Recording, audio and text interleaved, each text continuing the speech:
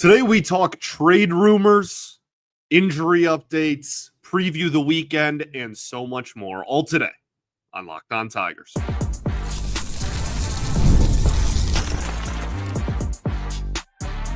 You are Locked On Tigers, your daily Detroit Tigers podcast. Part of the Locked On Podcast Network, your team every day. What is up, everybody? Welcome back to another edition of Locked On Tigers. I'm, of course, your host, Scott Bentley. Today is Friday, May 30th, 2025. Thank you so much for making Locked On Tigers your first listen every single day. We are free and available wherever you get your podcasts, including YouTube, part of the Locked On Podcast Network, your team every day. Today's episode is brought to you by FanDuel. Right now, new customers can get $200 in bonus bets when your first $5 bet wins. Welcome all. Hopefully we can send you off into the weekend here with a nice show, preview the weekend. Hope you're all having a fantastic Friday so far, or if you're part of the midnight crew and you listen at when it premieres at midnight, that you're having a great Thursday night. So we're going to talk about a few things. Honestly, I have a secret to tell you.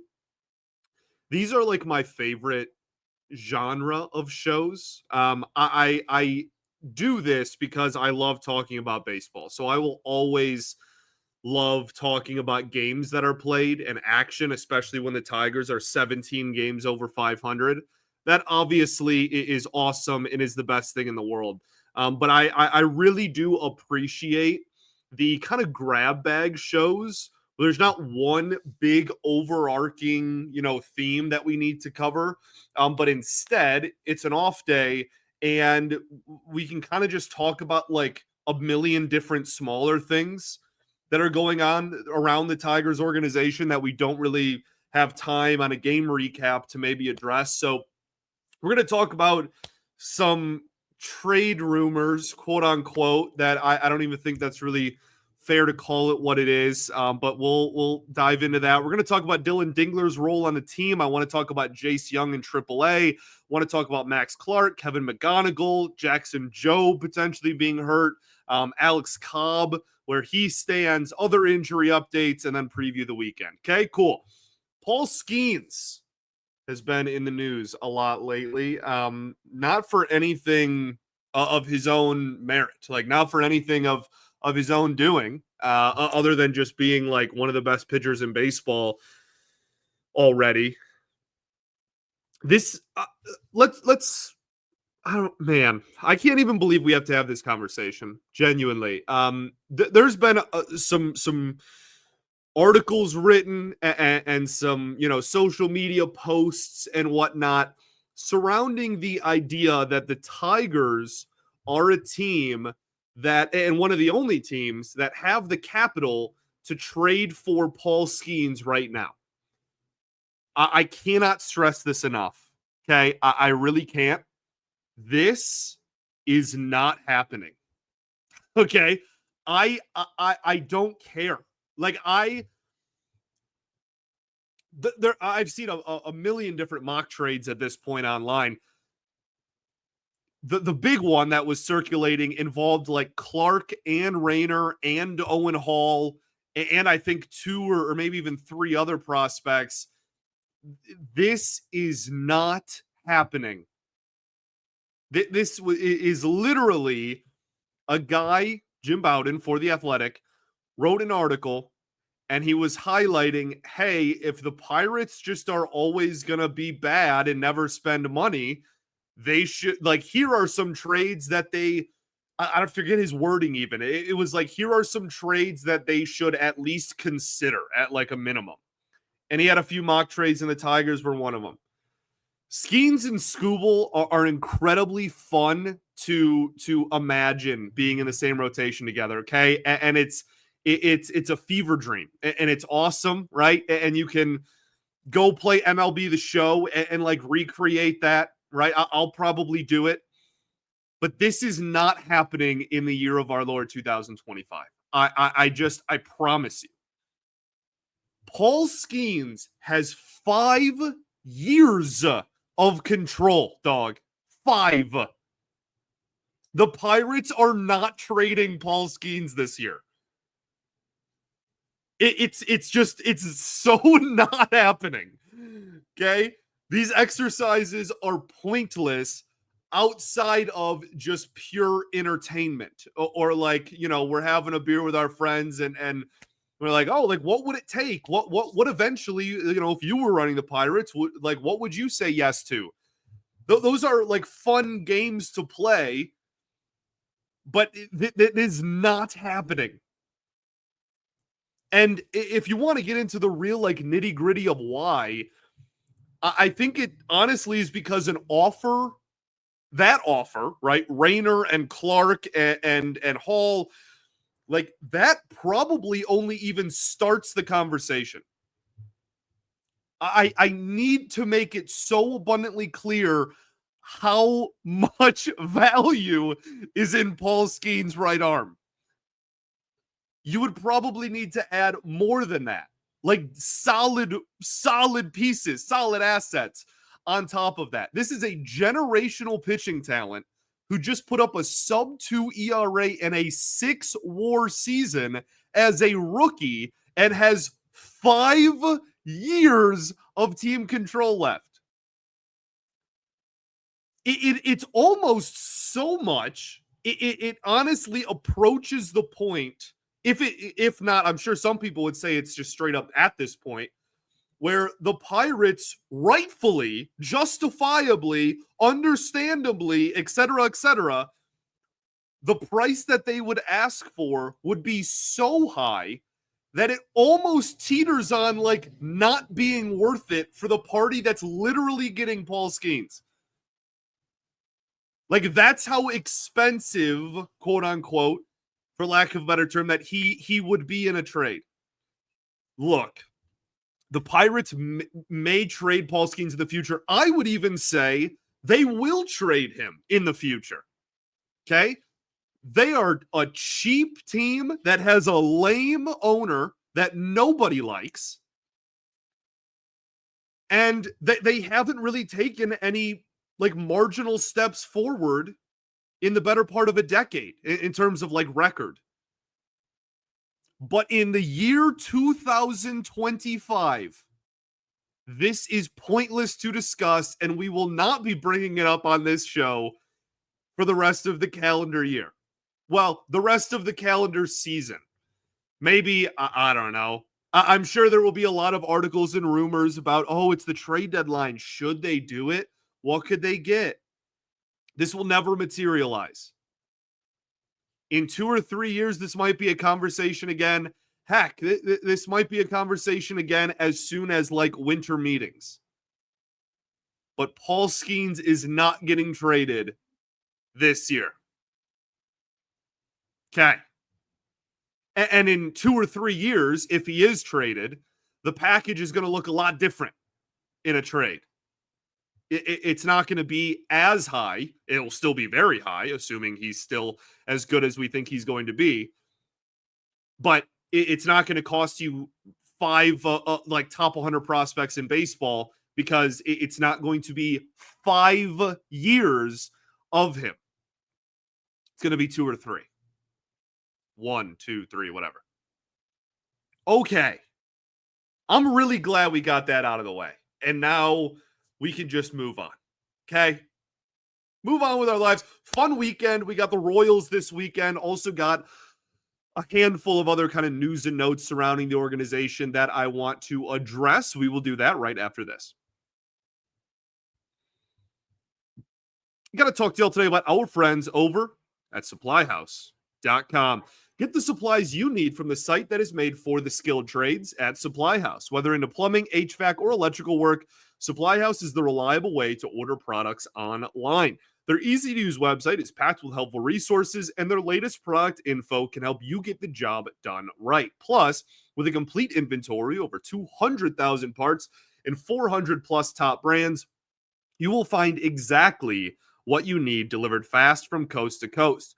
If you need help with an order, well, Supply House offers expert support and industry-leading service, so you'll always talk to a real person every single time. And trade pros that are looking for an extra edge, well, their free TradeMaster program offers exclusive perks like a dedicated phone line, free shipping, and discounts on every order. Thousands of skilled professionals are already taking advantage, and now it's your turn. So join the TradeMaster program today at supplyhouse.com/TM and start ordering plumbing, HVAC, and electrical supplies with just a few clicks. Plus, you can use promo code SH5 for 5% off of your first order. That's supplyhouse.com. All right, everybody, welcome back here. Segment 2, Locked On Tigers. Appreciate y'all for tuning in. As always, making us your first listen every single day. Shout out to the everydayers that do tune in every day. And we will, of course, be back on Monday recapping this 3-game set against the Kansas City Royals. A big series. We'll preview it at the end of the show. Before that, I want to talk Dillon Dingler a little bit.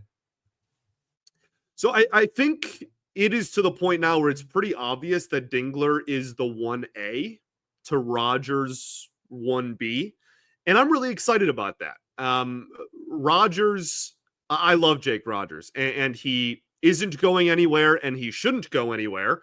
He should be on this team, et cetera, et cetera. But it is nice to have some, so far this season, consistent offensive production from the catcher spot. And I think that it has made the lineup insurmountably deeper in terms of what an opposing manager or pitching staff has to deal with.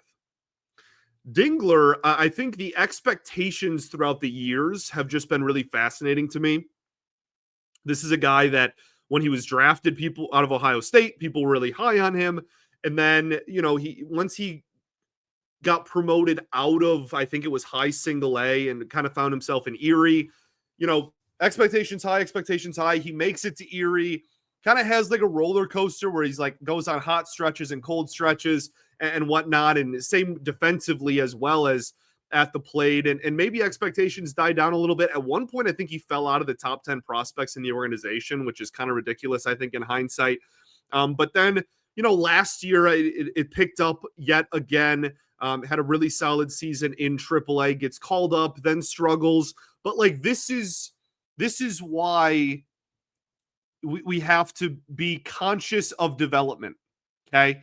It's why I preached patience with Colt Keith. It's why I continue to preach patience with Jackson Jobe, and I guess still Colt Keith, right? Like Dillon Dingler was his offensive stats last year at the major league level in half a season were brutal. This year they've been great. Now it's only a 2-month sample, and I think there's a couple of things offensively that I'd like to see him do more of, because I'm afraid that the numbers are going to fall off if he doesn't. One of them, the biggest one, draw some more walks. He has like 1 or 2 walks on the entire season. So he's going to need to do that at a much higher clip, or else I think those numbers are going to fall. But like he's hitting 290, and the expected batting average is like 285. Like he's putting the ball in play consistently, and he's hitting the ball hard when he puts it in play consistently. And those are great things and a great sign. If he can just work some counts a little bit more, I think he's going to be a solidified, mid to high 700s OPS guy with some pop. And that's an awesome thing to have behind the plate. All of that being said, the thing that I'm actually the most excited about, the things from Dingler that bring me the most optimism, I will say, and the reason why I am completely in support of him taking over 1A is actually nothing to do with his production at the plate. He has been unbelievable defensively. And I think that Jake Rogers is a better game caller still. But Dingler's still pretty young, still getting used to some of these arms, just, is catching Skubal for the first time, like right now, just caught a complete game shutout with him. So clearly it's going kind of well. But like, I think that defensively, he deserves so much credit. He is in the 100th percentile of blocks above average behind the plate. 100th. He's in the 92nd percentile in framing, and the 96th percentile in fielding run value. He has legitimately been one of the best all-encompassing, like all-around, everything that goes into catching defense, catchers in all of baseball so far this season, and he's hitting 290. Absolutely beautiful, and I think he absolutely deserves it because of all of those things. If it was just offense and no defense, I might even go to bat for Rodgers to get more playing time. But as it stands now, I think you kind of just have to ride the hot hand here and play Dingler as much as you can. Want to talk about Jace Young in AAA? He's hitting. He has an 876 OPS with 5 walks and 3 home runs in the 9 games at the time of this recording since getting sent back down to AAA. His demotion a little over a week and a half ago. Honestly, people I think are too reactionary in baseball, and I've said that on this show a few times. Jace Young goes down to Toledo. He hits 1 home run, and half the replies to the tweet are like, "Call him up." It's like, all right, dude. Like you just saw him for 4 weeks hit a $150. Like I don't really think that makes too much sense because of 1 homer. The biggest thing I'm looking at is how he handles velocity. I really could not care too much less about the overall numbers. And I know that sounds kind of weird, but like I know he can crush AAA pitching. I don't really care that he can hit AAA off speed and breaking balls and 91 mile an hour fastballs out of the park. I care that he can hit major league stuff out of the park, but we cannot give a guy that has an OPS in like the 300 or 400s for most of this season, consistent at bats when we're trying to get a lead and in the division and win some ball games. So I think he should be down in AAA. I need him to improve against high velocity and major league caliber stuff down there. So that's what I'm keeping an eye on there. Other minor leaguers to keep an eye out for. Max Clark may be in Erie soon, which is super exciting. He has a 426 on base percentage in West Michigan, which is high single A. He has 11 more walks than strikeouts at the time of this recording, and the power has spiked in the month of May, which is a good thing. His power in April was pretty much non-existent. His slug was like 325, 326, really rough, but in May, it's pretty comfortably over 400, that 415, 425, somewhere in their range. And that's a beautiful thing because the on base has been there the entire season, no matter what. The batting average has gone through, peaks and valleys as a short sample size almost always does when it comes to batting average. The slug, again, first half, second half so far, 2 months in. The OBP has been there from opening day till yesterday. And I think that that's a really encouraging sign. And I think that that's probably that, along with now the fact that he's driving the ball a little bit more and has some home runs lately and is slugging a little bit better. I think all of that kind of leads to the natural progression of him finding himself in Double-A. I would say, assuming he stays healthy, sometime in June, maybe even mid or late June. There's usually a flurry of minor league roster moves at the halfway point of the minor league season because, in Double-A, you can clinch a playoff berth in the first half of a season, right? That their formatting is all funky. So you usually see promotions then. And I'd imagine that there's a decent chance that he is a part of that. It's not all sunshine and rainbows. There's still a lot of things I want him to work on. Obviously, just the continued progression of that power and the slug and whatnot. But I think the biggest thing I want to see improved right now is just his production against left-handed pitching. Right now, he has 1 single extra base hit against lefties literally on the entire season. And it's not a home run. I think it was a double. So he's hitting 200 against left-handed pitching. Now, the reason why I'm not like making that more of a point or like freaking out because of it is because his on-base percentage against lefties is still 385, which is unbelievable. He is still getting on base no matter who is on the mound. But I think all of that kind of leads to a continued work in progress, still a young talent, a really talented guy that I'm really excited about. And I'm excited to get him into Erie this year because that kind of, once you get into Double-A, that's when the conversation starts becoming, okay, how quickly is this guy going to make the majors? And for him to get to that point would be unbelievably exciting. And then Kevin McGonigle, he's only been healthy, I think, for 7 games since, he's been healthy in West Michigan for 7 games. He played 5 or 6 games down in Lakeland before that as well. But in his 7 games since returning, he's hitting .391 with an 1186 OPS. I bring that up just to say I think there's a real chance he's in Erie in June when those flurry of roster moves happen as well. Let's talk about the Major League team again. Want to talk about Jackson Jobe a little bit, Alex Cobb, some other injury stuff, and then we'll preview the weekend. We will do that right after this.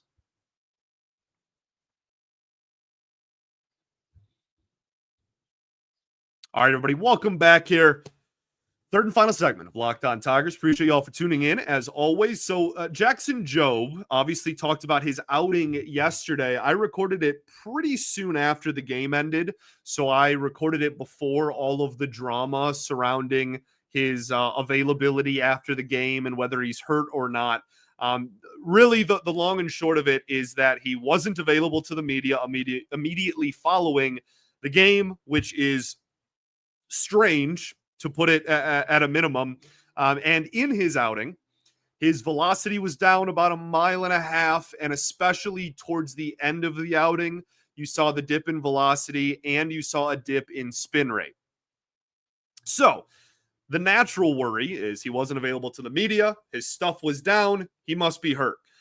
He might be. I'm not here to tell you like, oh no, that can't be it. No, he legitimately might be. That you might be right. And that would really suck. I don't want to speak for y'all. I want him to get as much major league experience as possible right now. The Tigers are 9-1 in games that he starts. He is not actively costing the team ball games, and it is very important for his development that he continues to get major league innings. Sending him to the minor leagues accomplishes nothing. He can just throw 100 past everybody down there, and he wouldn't have actually worked on how to pitch to major league hitters. Also, his ERA is like barely over 4. I don't get that narrative really at all. So he should be in the majors, and I'm hoping that he continues to be. And I'm hoping that it's just this weird, like, oh, we were taking precautions and everything's fine, and it was just like fatigue, and we didn't want to put him in front of the media after that, whatever. But there's a real chance that he's hurt. That transitions us into an Alex Cobb update. And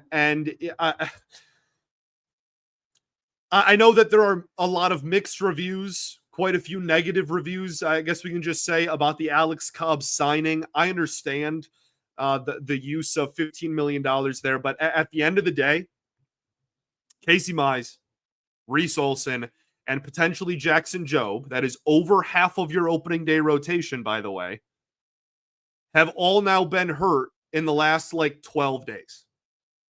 So I understand that people feel some type of way about the signing in a vacuum, but I think we need to put that aside and just understand that pitching injuries happen at a higher clip than they have ever happened before in the history of the game of baseball. And it is never a bad thing to have 6 major league caliber starting pitchers in your organization. That's not a bad thing. Just because like, oh, where's he going to fit? It'll work itself out. I think this is a welcomed addition, and he is supposed to start a rehab assignment this weekend.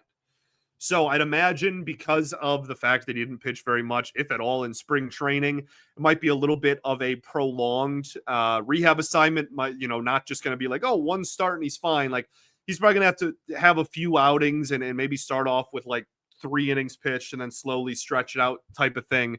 But hopefully, yeah, like I'm hopeful that he's up here sooner rather than later.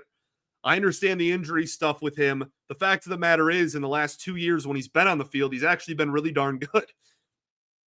So between that and all of the injuries that this rotation already has faced, I have no issue with Alex Cobb. And honestly, I hope he gets here again sooner rather than later. When it comes to the other injury updates surrounding the organization, Sawyer Gibson-Long is pitching a rehab start. He's pitching a start on a rehab assignment on Thursday night. I'm recording this before that outing, but if you're listening on Friday, you can go check and see how he did. Alex Lang is throwing a bullpen session on Friday as he gets closer and closer to a rehab assignment as well. Parker Meadows is hitting really well in Toledo already, which is a beautiful thing. Crushed a home run, had a triple as well. So the legs are fine. The thing is, like, it was such a weird injury that, like, I'm hopeful that he is just totally fine. And really, the only reason he needs to go on a rehab assignment is for workload and, like, fatigue and conditioning. That's the word. Reasons, right? Like, he didn't get a spring training. He's, it was a shoulder injury. He's still going to be fast, and there's going to be no worries there. So good to see. Reese Olson's supposed to pitch a bullpen this weekend, I believe Friday. The thing with Reese Olson as well, and then lastly is Matt Bierling, just more testing still has to be done. I'm assuming that'll be done this weekend. Reese Olson, the interesting thing about him is I believe he is eligible to return from the injured list on Monday.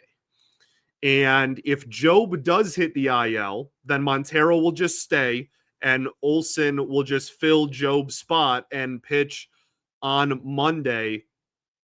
It'll be interesting to see how they handle that. And if Olson, he just had literally like a sore ring finger, which I know people kind of scoff at, especially fans of other sports, but like that finger for how he grips his changeup, he literally could not throw arguably his best pitch right now with that injury. So like it's not nothing. And AJ put it best. He said he could have pitched if he really wanted to. His arm's fine, but the Tigers aren't going to send a pitcher out there when they can't use their full arsenal.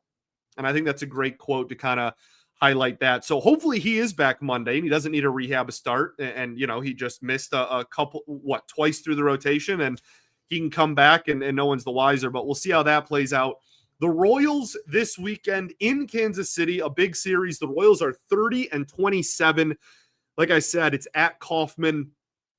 So the Royals have had a weird year. They started off poorly. Then they were like the second hottest team in baseball for a solid 3 weeks. And I say second because the Twins won like whatever it was, 12 in a row or whatever during that, kind of overlapped a little bit. But they were one of the hottest teams in baseball then, the Royals, for a couple of weeks toward the end of April and beginning of May. And then since then, since that hot streak ended, which I guess this is somewhat subjective, I have that ending at the end of a 4-game sweep against the White Sox that the Royals had in the first week of May. So this is an 18-game sample. They are 7-11. They're 4 games under 500 since sweeping the White Sox at the beginning of the month. The biggest issue the Royals have faced is their offense is brutal. Their offense has actually scored fewer runs than the Chicago White Sox on the season. That is a real stat at the time of this recording. And it's one of the lowest totals in all of baseball. Bobby Witt Jr., really good, obviously, but he doesn't have like an 1,000 OPS like he did around this time last year, right? It's in the mid-low, I think it's 820, 830. Okay, still good, still an MVP candidate, still one of the scariest dudes to face. I hate playing against him, and I will for the next 15 years. But not the torrid, 10-war pace he was on last year.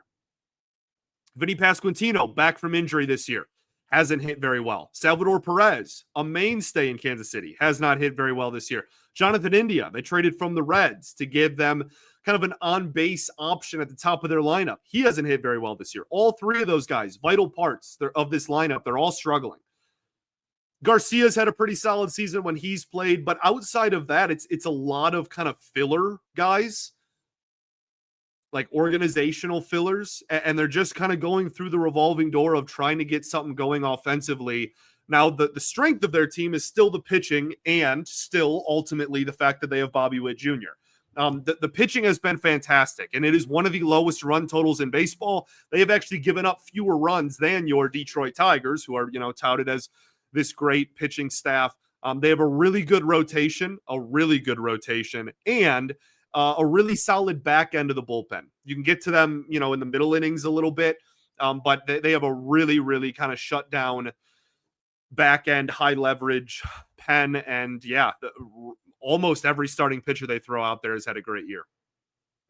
The starting pitching matchups this weekend: Friday, Casey Mize against Seth Lugo, who is 3-4 with a 3.02 ERA. That should tell you all you need to know about that. Tarek Skubal against Michael Wacha, who also has like a lower mid-3 ERA and has more losses than wins.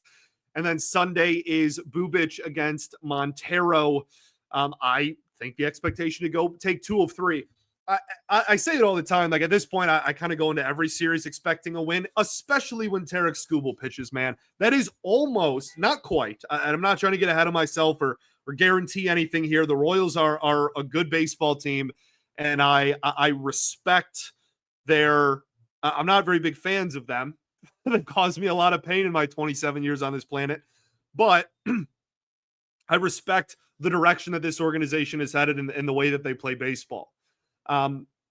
That being said, any series with Tarek Skubal in it is as close to a like promised, okay, you're at least going to take one in this series as you can really get in baseball, him and Skenes.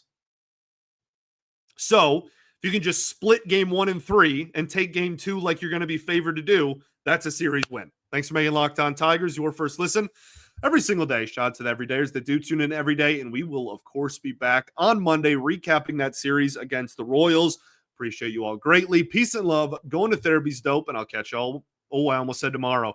Catch you on Monday, baby. Go Tigers.